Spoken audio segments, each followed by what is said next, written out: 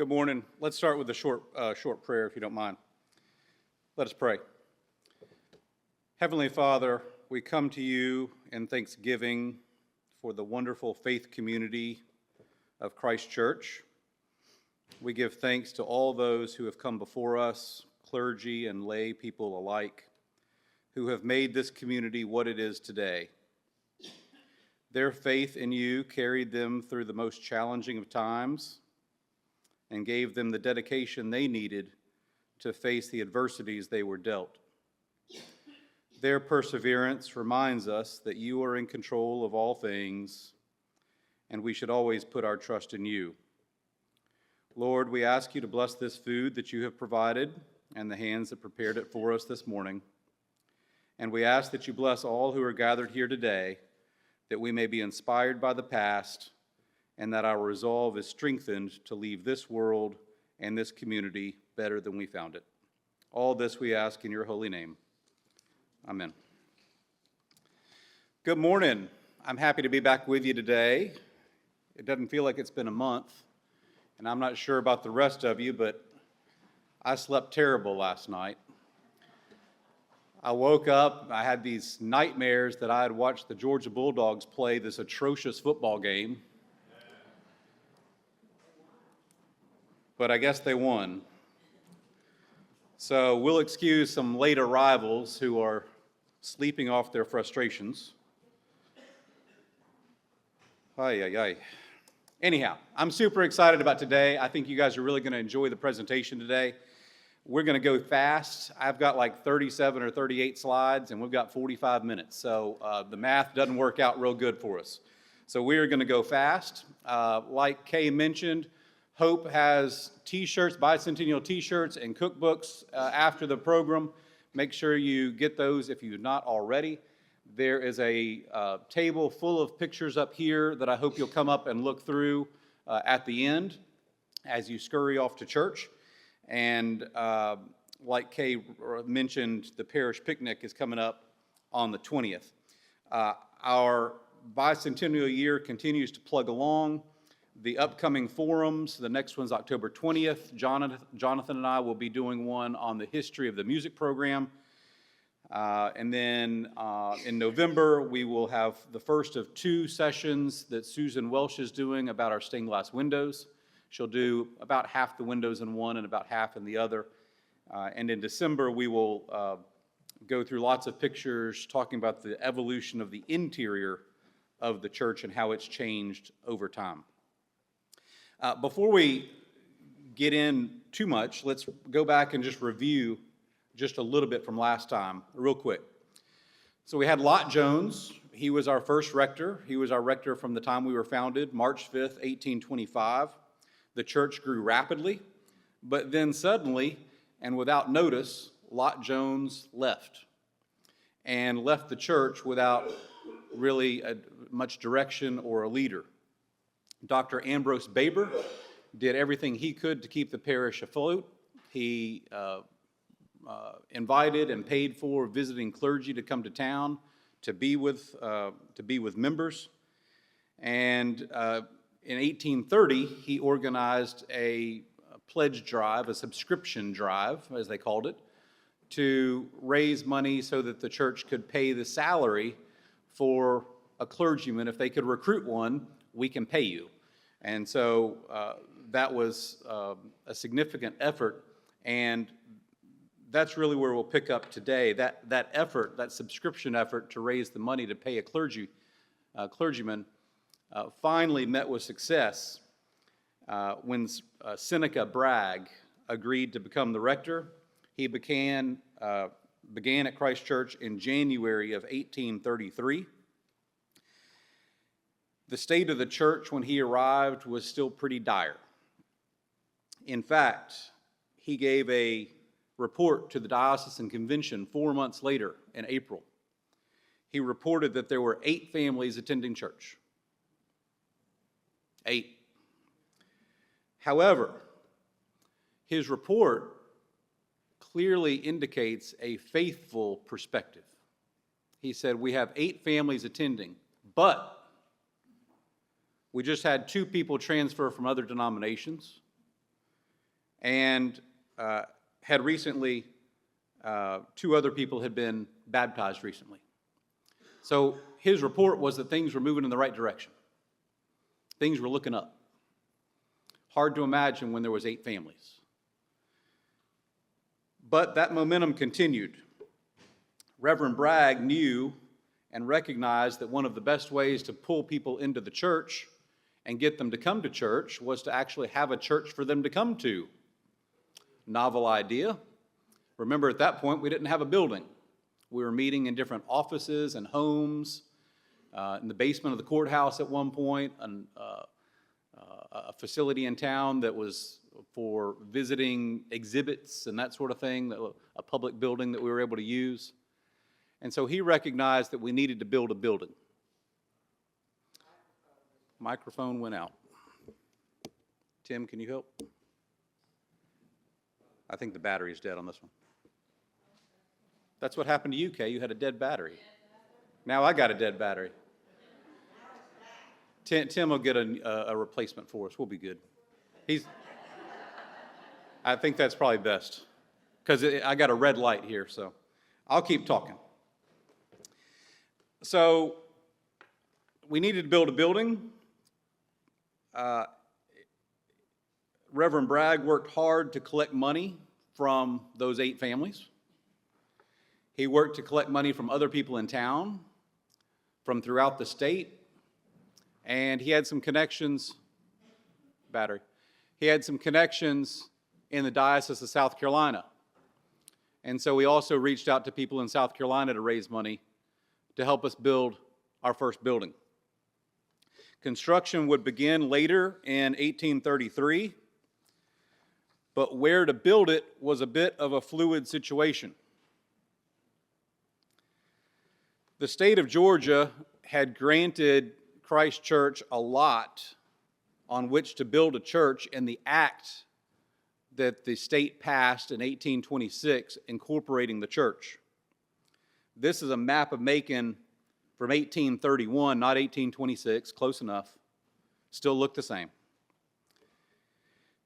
There's an interesting story about the lot that we were given, that we were granted by the state. The original act specified that Christ Church would get lot 6 in square 39. You see the town was laid out in squares, and all of the squares are numbered. It might be hard for you to see the numbers where you're sitting.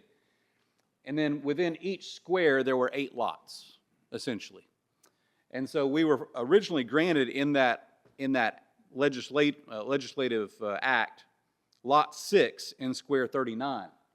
But remember, Lot Jones up and left, and so we didn't really have the wherewithal at that point to actually build a church. So it was a few years later that Ambrose Baber and some others realized that the lot that the state had given us had actually been sold to somebody else. Turns out the state sold it by mistake. And so there was a follow-up act in 1831 that granted us a replacement lot. That lot gave us, first of all, this lot is over on Cherry Street, the first act. The lot they replaced it with was over on Poplar Street. Lot 5 in square 41.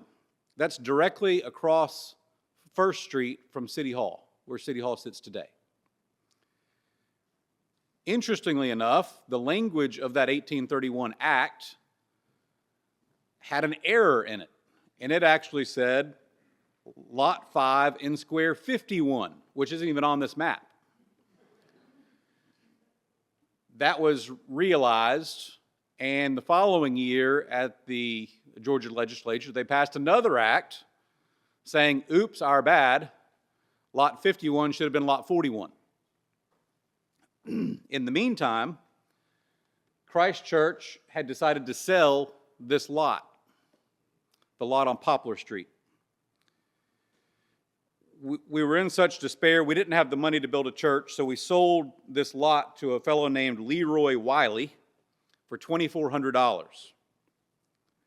Mr. Wiley ended up leaving town and moving to Charleston.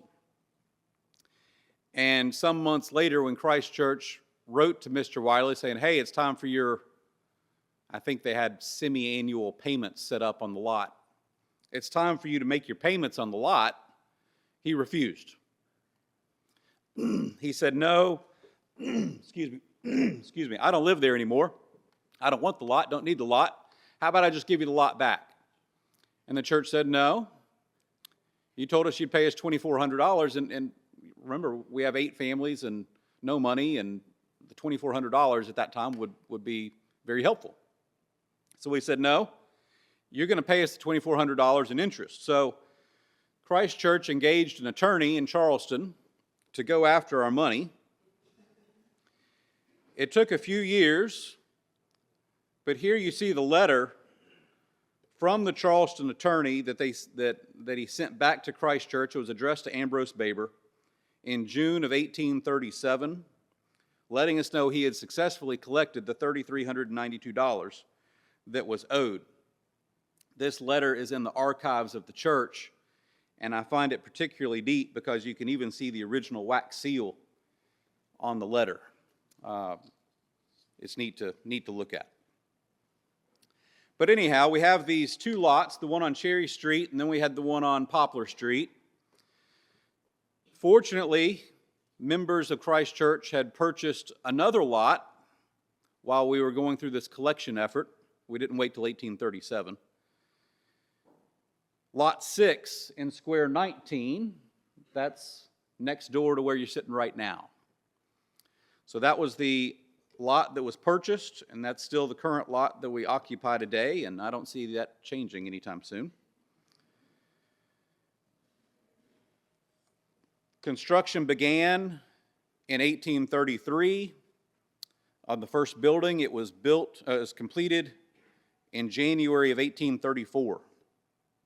Now, Dr. Baber, by that time, had built his house across the street. He and his wife had gotten married, Mary, and had built their house. They moved in after they returned from their honeymoon.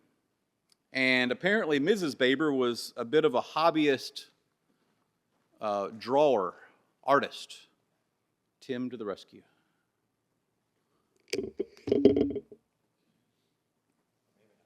Maybe not. Okay.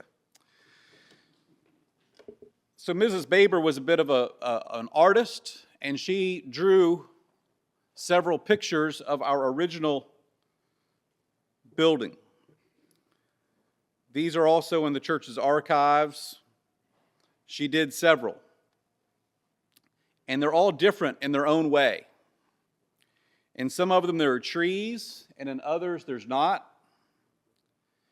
In some of them they have different exteriors. And in one there's even a small little picket fence down one side of the church. The first church was built in the shape of a Roman cross. It had a dome on top. There were 2 transepts, which kind of made it the shape of the cross. Thank you. I think we're in business now. That's good. That'll save my vocal cords from last night. There was no yelling involved. There were 2 transepts. There was a balcony in the back. The construction of the building brought many people back to the church who had gone to seek worship elsewhere. And really, once it was opened, there was great excitement about the church. Here you see an advertisement that ran in the newspaper in Macon. This ran on January the 30th, 1834, in the Georgia Messenger, announcing the opening of our very first church and announcing the very first service that would be held in that building on February 2nd, 1834. The ad also announces that the pews in the church would be rented the day after, on Monday. The concept of renting pews was very common back then. Members would rent a pew.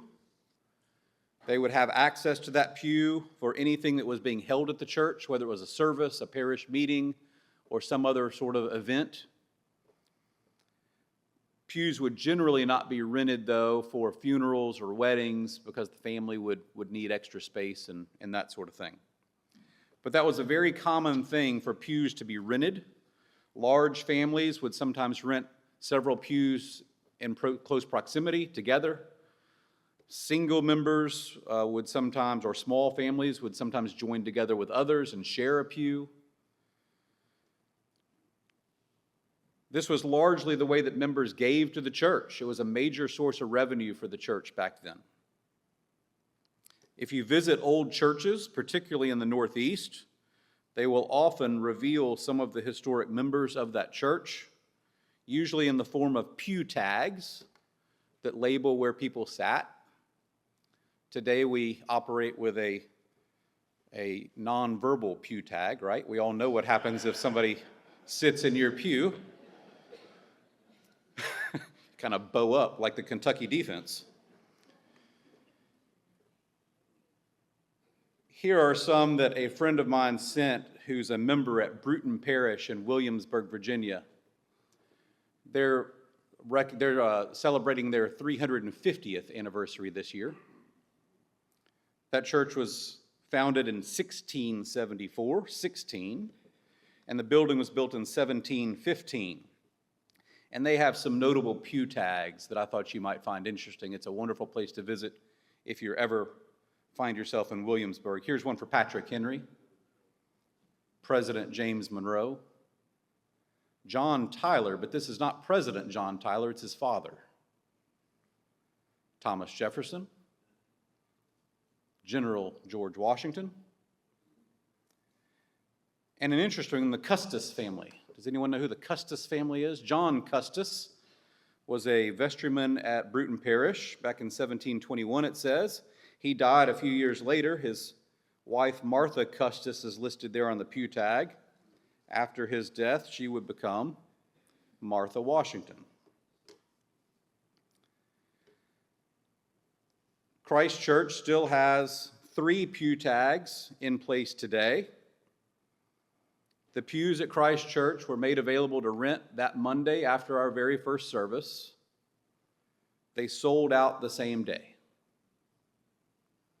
There were 4 pews that were reserved for guests, but all the others were rented that day.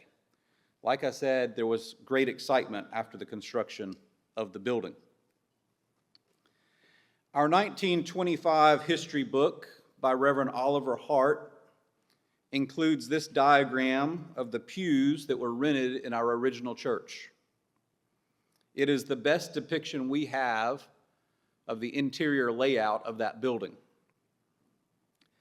The history book explains that this diagram is a copy of a chart that was located in the vestibule during Reverend Shanklin's rectorship. I guess it was so that he could learn people's names and remember where they sat and that sort of thing. The history book also states that the chart is preserved in the archives of the church, that original chart. So I said to myself, in my research, I said, self, that might be something you want to look for. That would be pretty neat to find. Well, I ended up finding that original seating chart. It was badly damaged and still in its original frame, held in place on the back of the frame with 2 wooden planks and hand-cut nails. The names on the original chart matched those in the history book exactly. There were slips of paper attached to it with pew holders' names, just as the history book described, and a number of the slips had fallen off, again, just as the history book had described in very precise detail. In those cases, members' names were written directly on the chart. So you see slips here, and then here you have one that fell off, and they just wrote the name on the chart. It's difficult to date this document. On one hand, Dr. Baber is listed in Pew 1 as Dr. Ambrose Baber. but he died in March of 1846. On the other hand, Reverend Shanklin is listed right in the middle, but he didn't come to Christ Church until August of 1846, 5 months after Dr. Baber died. So if it was from when Reverend Shanklin arrived, I'm not sure why Dr. Baber was listed and Mrs. Baber wasn't listed instead. But the chart must have been around long enough with Dr. Baber's name written on it for his name slip to have fallen off. So I don't know. Maybe it was used when Reverend Bragg was here, and maybe Reverend Shanklin just added his name to it after he arrived. It's difficult to say. But it's fair to say that it dates back to at least 1846 and maybe a few years before that. Earlier this year, we had the chart professionally cleaned and restored to the best condition possible. It's still damaged, as you can see, but it has been deacidified and deoxidized, all those things that these specialists do. Paper conservators. It has been reframed in its original mid-1800s frame using the best conservation methods available.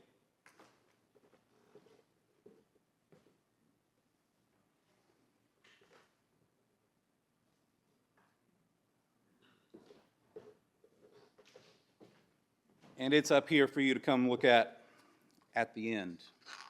It's awesome to look at. But as Paul Harvey might have said, and now for the rest of the story. As I was flipping through one of our history books in the vault one day, I came across this little small pledge envelope. It looked old, it was very small, and it was just tucked between the pages of a book. I had figured out pretty quickly in doing all this research that meant I probably need to investigate. So sure enough, I dumped out the envelope, and lo and behold, there were all of the missing slips that had fallen off this piece of paper. So it's over here too.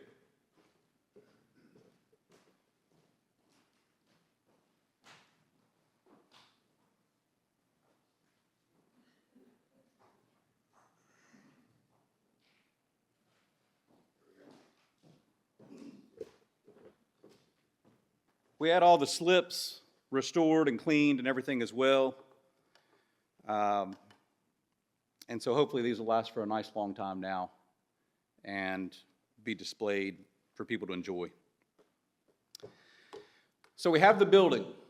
We built the original building, but it went several years before it was consecrated.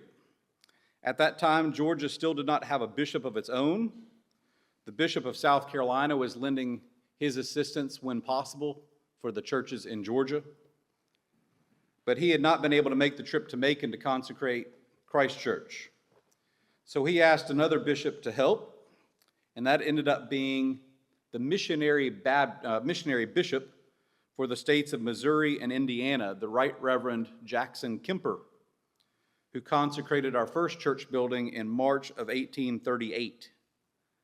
Jackson Kemper was actually pretty important. He was the very first missionary bishop that was consecrated domestically. And for him to come all the way to Macon to consecrate little old Christ Church was a big deal and caused quite a fervor in town with this visiting esteemed clergyman from afar. The only significant change that occurred to the first building came in 1842 when 19 additional pews were added because the church was growing. A bell tower was added, a baptismal font was added, but that was really the only time that the original church changed. Reverend Bragg was beloved by the parish. Like I said, Christ Church experienced a lot of growth under his rectorship. In fact, at the consecration of the church in 1838, Just 5 years after he reported only 8 families attending church, we had 20 people confirmed that one day. Reverend Bragg launched an effort in 1835 to institute a plan of systematic offerings to the church. That proved successful and resulted in a significant increase, which funded a lot of our missionary work back then. In 1838, he attempted to organize the entire parish as a bit of a benevolent association. That never really took hold, but there was one notable part of that effort that came about, and that was the Ladies' Aid Society, which is the original version of what we call the ECW today. The Ladies' Aid Society started in 1838 and played a critical role in fundraising for the needs of the church over the years. There are several things in the church that the Ladies' Aid Society raised money for and gave to the church. Reverend Bragg was forced to retire in 1846 due to poor health. He retired to Montpelier Institute, which was a school for girls that the Bishop Elliot, had established just outside of Macon. It's out on Columbus Road, Highway 74, and there's a historical marker there noting it now, Montpelier Institute. In his 14 years of serving as our rector, Reverend Bragg, this is a lot. This is crazy, I think. In 14 years, baptized 195 people, mostly white, but also including 14 African Americans. He officiated 82 weddings in 14 years, but he also officiated 153 funerals. He presented 72 people for confirmation, and at the time he retired, he reported 75 communicants, 60 people regularly attending Sunday school, and there was a separate Sunday school for African Americans that had an additional 30 people attending on a regular basis. This monument resides to the left of the altar, memorializing Reverend Bragg. You get an idea of the high esteem that the church held Reverend Bragg, as opposed to Reverend Lott, who had left us in a lurch. Lott Jones is not memorialized in our church today, but Reverend Bragg's monument refers to him as the founder. When Reverend Bragg retired in August 1846, it was very stressful for the church because the last time that the rector had left, we went several years without a replacement. We were relieved to have Joseph Shanklin join us immediately. He was actually ordained that same month and immediately took over as our third rector, the same month that he was ordained. Reverend Shanklin was a very gifted preacher, and the church continued to experience a lot of growth under his leadership. As a side note, Reverend Shanklin remained at Christ Church for 8 years. He ended up taking a position at a church in Charleston, and that proved to be a poor decision because he contracted yellow fever and died the following summer. Should have stayed here. Anyway, under Reverend Shanklin, it became apparent that the church needed a larger structure to worship in. Not only due to growth, but as our history books say, the original building maybe wasn't built the best and also fell into a bit of disrepair. So in January 1850, the vestry voted to begin the endeavor of building a new church. They launched a new subscription campaign led by Colonel Lewis Whittle, Nathan Monroe, and John L. Jones, each of whom are memorialized in the church today. Reverend Shanklin also has a monument in the church. His is to the right of the altar, opposite Reverend Bragg's. But I love what Oliver wrote in the 1925 history book about Reverend Shanklin. About Reverend Shanklin. A marble tablet on the walls of the sanctuary denotes the veneration of this parish to his memory. but the church in which we worship today is itself his monument. He was the one that really led the charge to build a new building, and it has certainly stood the test of time. The subscription campaign set out to raise at least $10,000. They ended up raising nearly $12,000. The original building was taken down in October of 1850. Great care was taken to preserve and save as many of the materials as possible in an effort to save money on construction materials. Mrs. Baber and Mrs. Jones especially worked to salvage as many of the bricks as possible. Those bricks now reside inside the walls of our current church. They reused as many of those as possible. And so in many ways, our current building is still supported by our original building. The cornerstone of the current building was laid in March of 1851 with the hopes of finishing the building that fall, but as construction goes, there were delays, which resulted in the new building being completed the following spring in 1852. It was consecrated May 2nd of 1852 by Bishop Stephen Elliott, the first and highly revered bishop of Georgia. Now, a lot of people aren't aware of this unless you were at the 8 o'clock service this morning and read your bulletin. But our building is actually based on the architectural plans of another church. The architect of our church, T. Thomas & Son from New York, had designed a church in New Bern, North Carolina in 1848 that seemed to match what we wanted. It seemed to be the same size and all of that. They presented those plans to Christ Church as a way to save money. Why design a new church if you can just reuse plans that already exist? But instead of copying it exactly, dedicated Christ Church member William B. Johnston paid for the plans to be altered, specifically for Christ Church's use, in a number of ways. He personally covered the expense of any construction related to those changes. Just a few years later, Mr. Johnson would begin construction on his own home, which we now call the Hay House. Here is a side-by-side of Christ Church and the church whose plans it's based on. And as difficult as it may be for us Episcopalians to hear or accept, the model for our own church was First Baptist Church in New Bern, North Carolina. Is everybody okay? Do we need to call the paramedics?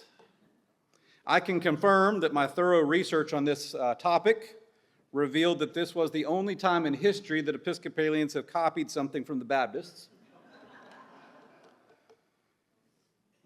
But a fine job they did. Both churches are built in a Gothic revival style with a central square bell tower with crenellated caps. That's an SAT word for today, kids. Crenellated. That means that they are notched or have battlements cut into them. Neither tower includes a spire. Both have steep roof lines, and they have relatively matching buttresses that protrude from the sides of the building. Both include Gothic-style windows with pointed arches at the top. First Baptist is all brick. Christ Church is not. Well, technically it is, but it's covered with stucco. I imagine if you removed our stucco, the two churches would look even more similar. The stucco exterior of Christ Church was scored to replicate stone blocks. You can still see that in some areas of our exterior today.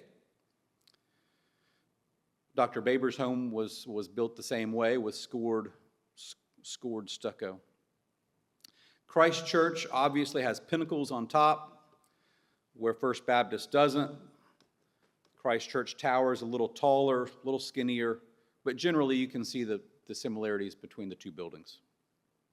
The four pinnacles on top of the Christ Church bell tower symbolize the four Gospels, and the 12 pinnacles that run down the roof line symbolize the 12 apostles. The final cost of our current building in 1852 was $15,000, and thanks to the generosity of the members of the church, Christ Church had paid all of that off and was completely debt-free just 2 years later. Pretty impressive. What you see here is the earliest known photograph of Christ Church. It's impossible to perfectly date photos like this, but based on what we know about the street system in Macon and other photos we have, this photo dates to approximately 1875. As we zoom in, you will notice two large stone pillars at the base of the steps. There is no walkway going to the street. In fact, there's not really a street. There's no curb at the road because the road really hadn't been built out to that extent at that point. But it does look like there was plans for a street because we have some street trees that we have planted. And there's a little bit of a curb there. Grass is growing into the street down in the bottom right. You can also see in this picture a little clearer the scoring of the stucco to make it look like stone blocks. Here is a slightly wider angle of that same photo that shows the street even better. This photo is up here on the table that you can look at afterwards. The next photo was taken during the same era, but just a few years later. My best guess is 1877 or 1878. There's three things to really note in this picture. First, the trees are a lot more overgrown, which means it was taken after the last picture. There are also 4 small children and maybe a fifth. I can't tell if that's a fifth or not, but 4 small children, very small children, out in front of the church. And you can clearly see a wrought iron gate and fence that's running along the front of the church.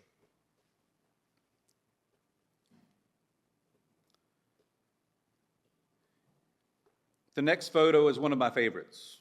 We can date this photo to sometime between 1891 and 1893. We know that because it shows Julia Jones's residence, and this is the first glance we have of the Julia Jones Benevolent Home that opened in 1891. So we know this is at least 1891. Now the other thing that I look at to date these things is that there's an alley that runs between the Jones residence and the church. You can actually go back to the original plot of the city, and there's the alleyway. Every square had those alleyways. So there's an alleyway there. And if you zoom in, there's a tiny little sapling that's planted right next to that alleyway, right there. And in a later picture, that tree is much larger, a picture that we know was taken in 1898. So if that tree was maybe 5 years later in 1898, and it's at least 5 years later based on the growth, it puts this picture as 1891 to 1893. Of course, there's the cool carriage in the bottom left. You can see hitching posts and carriage blocks on the sidewalk in front of both the church and the Jones home. That's what they would use when they got out of the carriages, so it wasn't such a long step down. There's also a manicured curb and sidewalk now.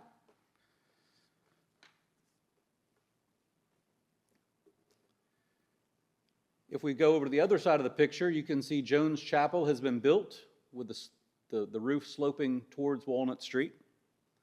And finally, the 2 stone pillars are gone from in front of the church. There's now a sidewalk that runs to the street with 3 steps in the middle. There's also some decorative curbing that runs along the front of the church in both directions, which looks familiar to us today.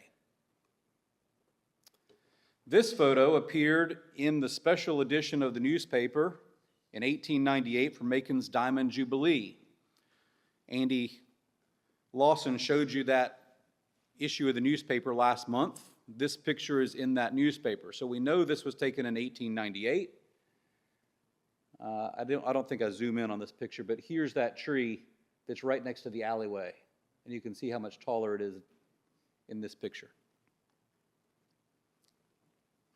Here we get our first glimpse of the Herald House on the opposite side of the church. This is another picture that was taken at roughly the same time, just from a little bit better angle. This picture shows the detail of that concrete curbing in front of the church, which looks strikingly similar to the curbing that we have today that runs down the sidewalk towards the street.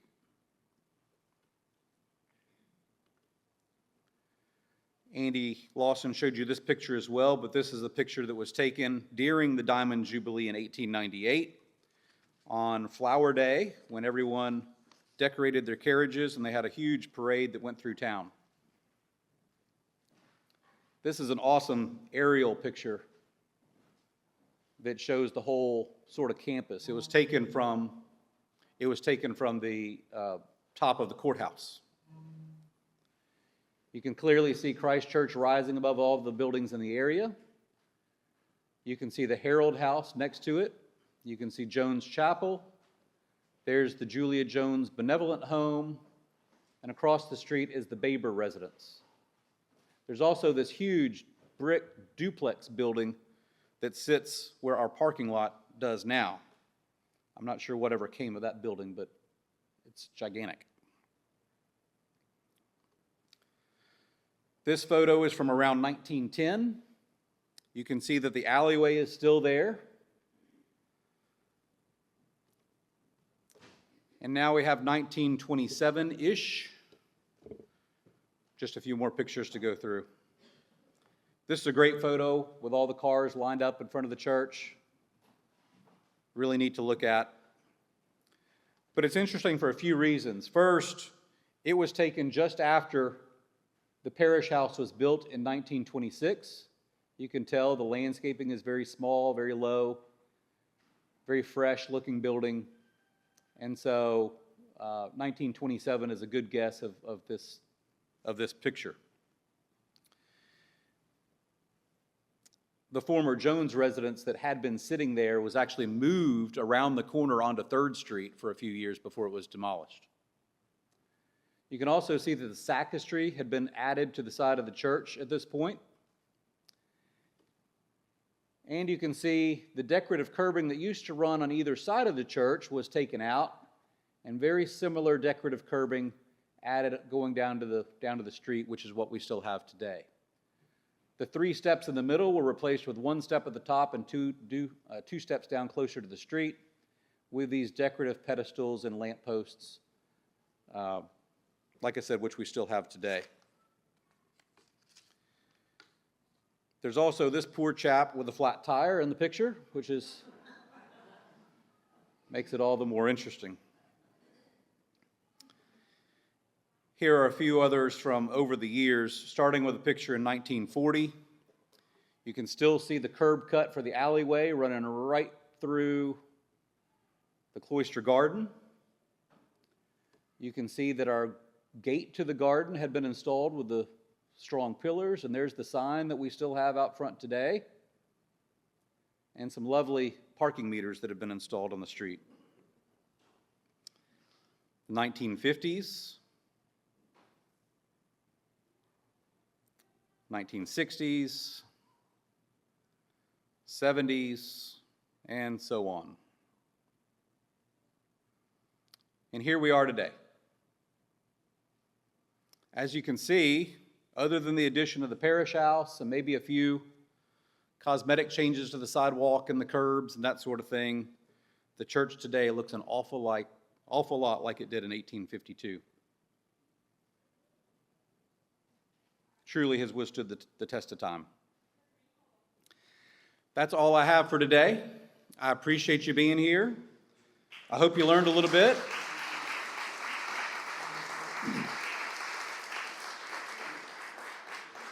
Next month, we'll talk about the history of the music program and some of the wonderful musicians we've been blessed with over the years and today. We will see you on October 20th. And don't forget the parish picnic that day and to wear your t-shirts. If you don't have the t-shirts, they're in the back. So thank you guys. Come up and see the pictures.